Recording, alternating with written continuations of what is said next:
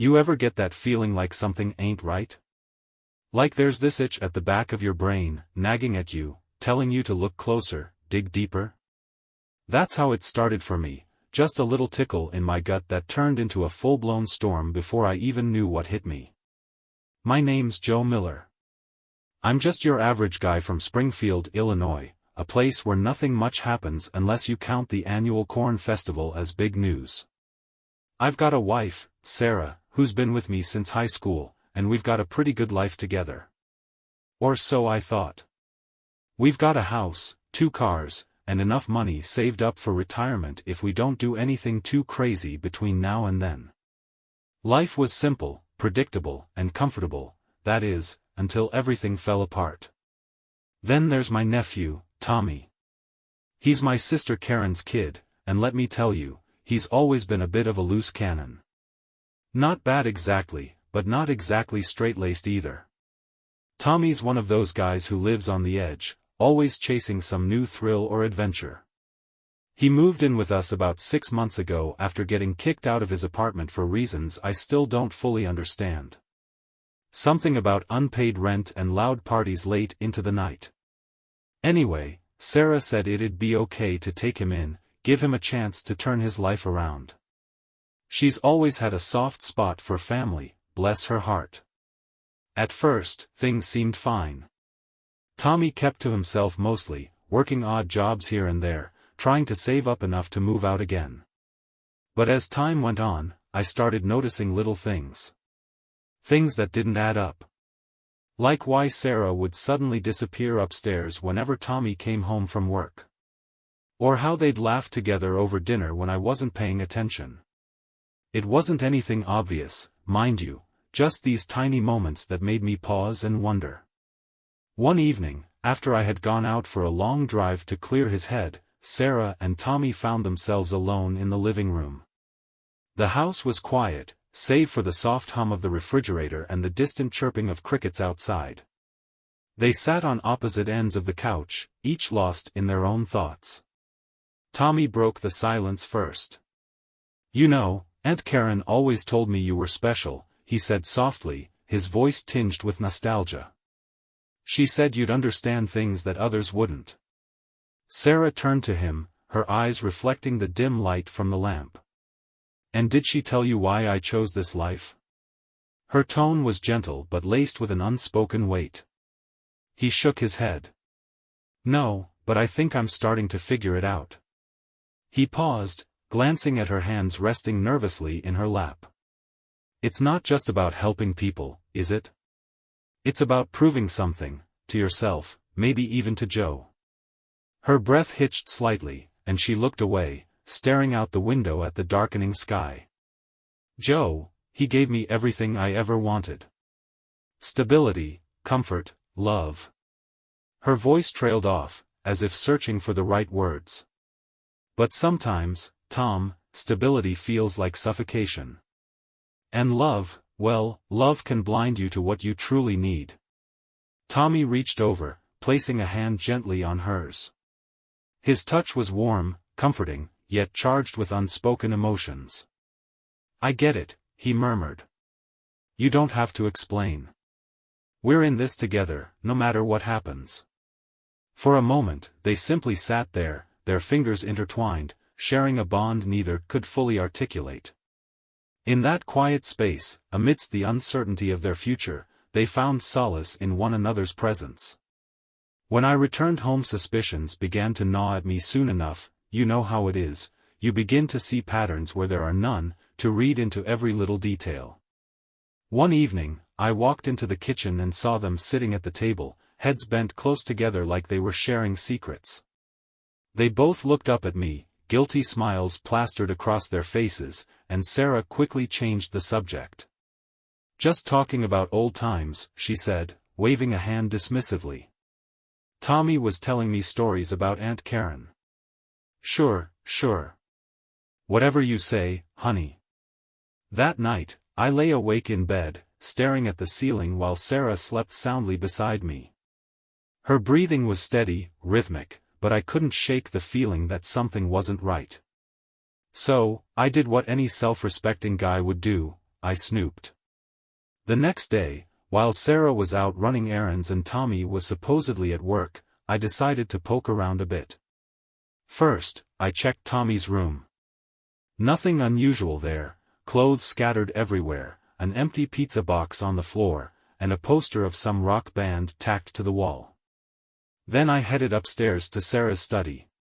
Now, this was her private space, off-limits to everyone else, but desperate times call for desperate measures. Inside, I found her laptop open on the desk. At first glance, it looked innocent enough, just emails and documents related to her job. But then I noticed something strange, a browser window minimized in the corner.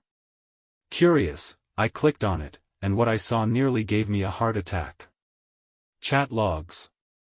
Dozens of them, spanning weeks, maybe even months. And they weren't just casual conversations, they were intense, emotional exchanges filled with inside jokes and cryptic references. My stomach churned as I scrolled through page after page, each word twisting the knife a little deeper. Who was this person she was talking to? Why hadn't she mentioned any of this to me? And then I saw the clincher, a photo attached to one of the messages. It was blurry, taken hastily, but there was no mistaking the figures in the shot. Sarah and Tommy, smiling brightly, arms wrapped around each other like they shared some secret I wasn't privy to. My hands trembled as I closed the laptop. I wanted to scream, to confront them right then and there, but I held myself back. No, I told myself. Not yet. First, I needed proof. Solid, undeniable evidence that would leave no room for doubt. Over the next few days, I became obsessed. Every spare moment I had was spent piecing together clues, following leads, and trying to unravel the web of lies surrounding me. I installed a hidden camera in the living room, hoping to catch them in the act. I hacked into Sarah's phone, don't judge me, it was desperation talking, and discovered more incriminating texts. And finally, I hired a private investigator to tail Tommy during his supposed work hours. What I learned shocked me to my core. Turns out, Tommy wasn't working at all. Instead, he was meeting Sarah at various locations around town, coffee shops, parks, abandoned warehouses. Places where they could talk freely without worrying about prying eyes. According to the PI's report, they often stayed together for hours, sometimes emerging only when darkness fell. But it wasn't just about their meetings. There was something else going on, something bigger, darker, and far more dangerous than mere betrayal. As I dug deeper, I uncovered connections to local gangs, illegal transactions, and even murder. It seemed that Tommy had gotten involved in some shady dealings, and Sarah, whether willingly or coerced, had become complicit in his schemes. At first, I couldn't believe it. My sweet, innocent Sarah? Involved in crime? It sounded like something out of a movie, not real life. But the evidence was mounting, impossible to ignore. Still, part of me clung to hope, hoping against hope that I was wrong, that somehow I'd misinterpreted everything. As the days passed, the tension in our household grew palpable. Sarah and Tommy avoided eye contact with me, speaking in hushed tones whenever I entered the room. I felt like an outsider in my own home, a ghost haunting the halls of a house that no longer belonged to me. And yet, despite everything, I couldn't bring myself to confront them. Not yet. Not until I had all the answers. One evening, as I sat alone in the den nursing a glass of whiskey, I replayed the events of the past few weeks in my mind. How had it come to this? Had I missed the signs? Was I blind to the truth because I didn't want to see it? These questions haunted me, keeping me awake long into the night. And as the clock struck midnight, I resolved to uncover the truth once and for all, no matter how painful it might be. The next morning, I woke up with a headache that felt like someone had taken a sledgehammer to my skull. The whiskey hadn't helped, but neither had sleep. My mind was still racing, replaying every conversation, every glance, and every suspicious moment between Sarah and Tommy. Something big was going on, something far beyond what I'd initially suspected, and I needed answers, fast. I decided to double down on my investigation. If the private investigator's report wasn't enough to piece together the puzzle, then I'd have to go straight to the source. That meant tailing Tommy myself, following him wherever he went, and hoping to catch a break. It also meant confronting Sarah, if not directly, then indirectly, by gathering more evidence against her. Tommy left the house early the next morning, claiming he had an important job interview. He didn't look me in the eye when he said it, which only fueled my suspicions. Grabbing my keys and slipping into the car parked across the street, I followed him at a safe distance, careful not to let him spot me. He drove downtown, stopping at a nondescript warehouse on the outskirts of town. My heart pounded as I watched him get out of his car and enter the building. This wasn't some legitimate business meeting, this was something else entirely. Pulling into a nearby parking lot, I grabbed my phone and dialed the PI who'd been helping me. "Hey, it's Joe," I whispered, trying to keep my voice steady. "You remember the guy we've been tracking? Well, he just went into a warehouse on Maple Street. Can you check if there are any records of illegal activity tied to that location?" There was a pause on the other end of the line before the PI replied, "Hold on, let me pull up the address." "Yeah, I see it now. That place has been flagged multiple times for suspected drug trafficking and money laundering. No arrests yet, but it's definitely under surveillance." My stomach dropped. Drug trafficking? Money laundering? What the hell was Tommy mixed up in? And why would Sarah involve herself in something so dangerous? Deciding I couldn't risk staying outside much longer without drawing attention, I retreated to my car and waited. After about an hour, Tommy emerged from the warehouse, looking tense but triumphant. Whatever had happened inside, it clearly worked in his favor. As he climbed back into his car, I noticed something glinting in his hand, a small USB drive. He tucked it into his pocket before driving off. Now I knew I was onto something big. That USB drive could hold the key to unraveling the entire operation, or maybe even incriminating evidence against Tommy. But how could I get my hands on it without tipping him off? That evening, I returned home determined to confront Sarah, or at least gather more information. She greeted me with her usual warm smile, but I could see the faint flicker of guilt behind her eyes. "How was your day?" she asked casually, setting the dinner table. "Fine," I muttered, taking a seat. "Yours?" "Oh, just catching up on work stuff." Her tone was light, almost too light. "Tommy mentioned he had an interview today. Did he say anything about it?" "Nope," I lied, keeping my expression neutral. "But I'm sure he'll tell us all about it later." She nodded, avoiding my gaze. For a moment, we sat in silence, the tension between us thick enough to cut with a knife. Finally, I decided to test the waters. "Sarah," I began slowly, "do you ever feel like things aren't exactly what they seem around here?" Her fork clattered onto her plate, and she looked up sharply. "What do you mean?" "I don't know," I shrugged, playing dumb. "Just a feeling, I guess.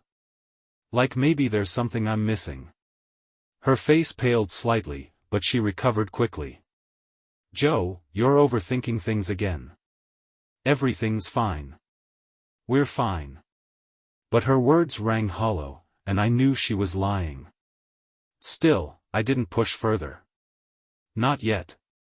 Instead, I bided my time, waiting for the right moment to strike. Later that night, after both Sarah and Tommy had gone to bed, I crept upstairs to Sarah's study once again. Armed with a flashlight, I rummaged through her desk drawers, searching for anything that might shed light on her involvement in Tommy's schemes. Most of what I found was innocuous: bills, receipts, old letters, but then I stumbled upon a folder labeled "Confidential." Opening it cautiously, I discovered documents detailing financial transactions, addresses, and names, all linked to the same warehouse Tommy had visited earlier that day. There were also notes scrawled in Sarah's handwriting, outlining plans and strategies that made no sense to me but clearly indicated her active participation in whatever scheme Tommy was running.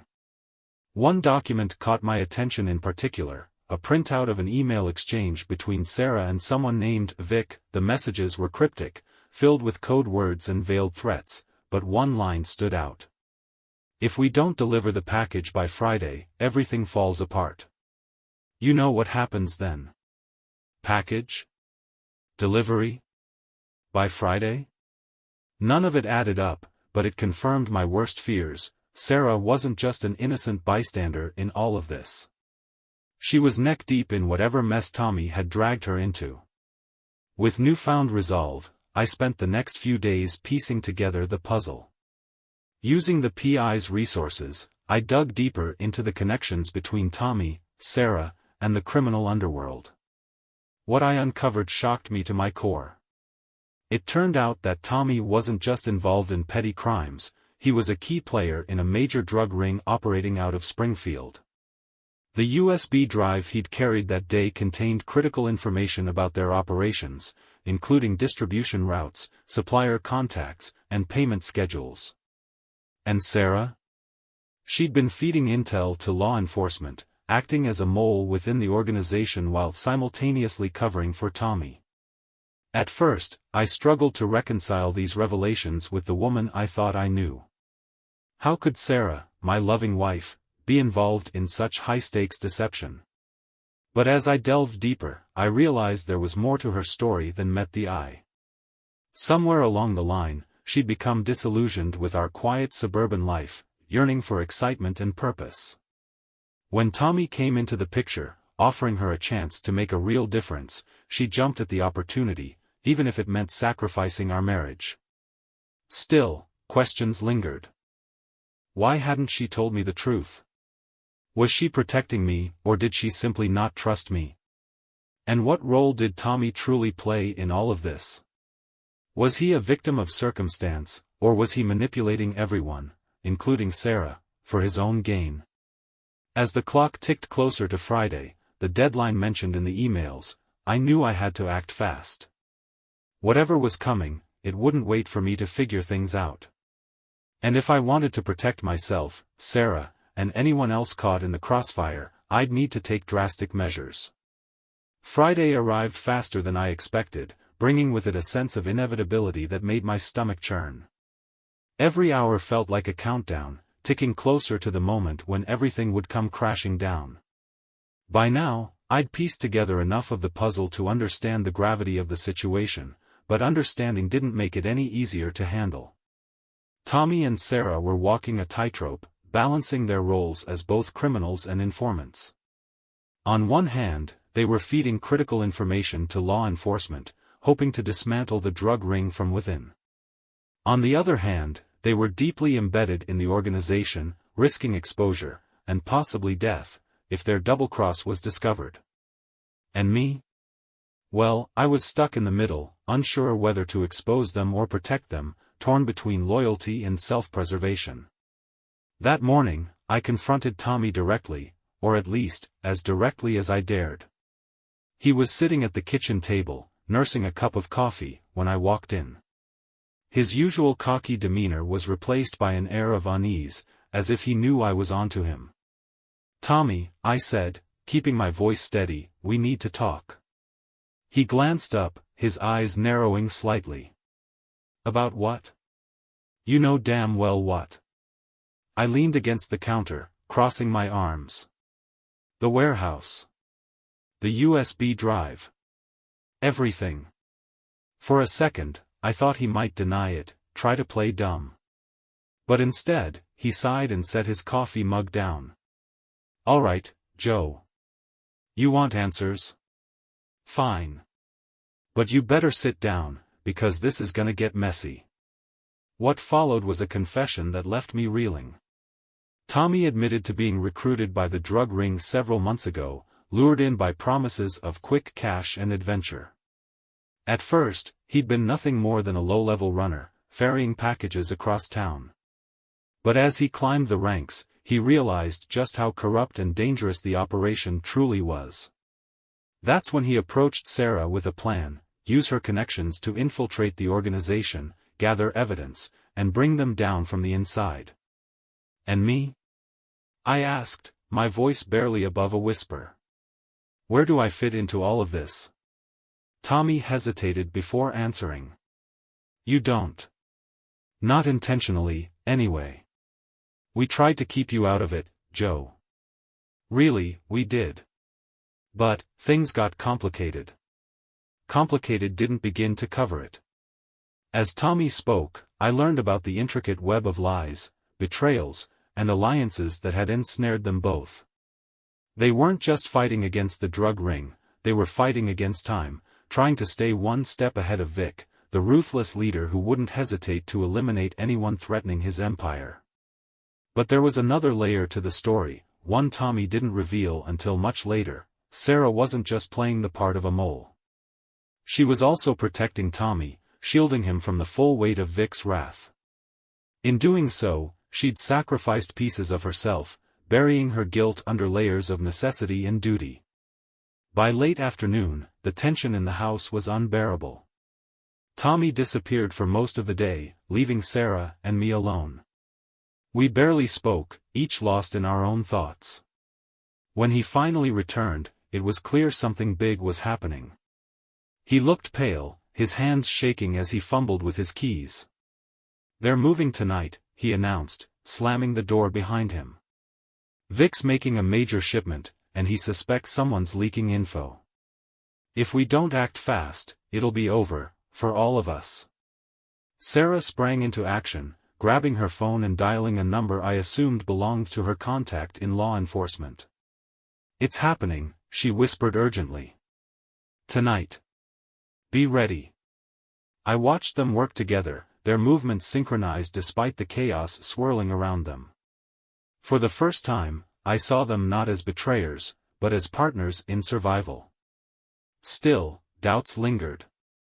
Could I trust them? Was this really the endgame, or were they leading me into a trap? As night fell, we gathered in the living room, waiting for the inevitable showdown. The atmosphere was electric, charged with anticipation and fear. Outside, the world seemed eerily quiet, as if holding its breath alongside us. Around midnight, the call came. Law enforcement had mobilized, surrounding the warehouse where the shipment was taking place. Tommy and Sarah exchanged a glance, then turned to me. We need your help, Sarah said, her voice steady but tinged with desperation. There's one last thing we have to do before this is over. What's that? I asked cautiously. She handed me a small envelope. Inside was a flash drive. This contains everything, the entire operation, every detail. If anything happens to us, you need to deliver it to Detective Ramirez. Without it, the case falls apart. I stared at the drive, feeling its weight in my palm. This was it, the final piece of the puzzle, the key to unraveling the whole mess. But accepting it meant stepping fully into the fray, abandoning any pretense of neutrality.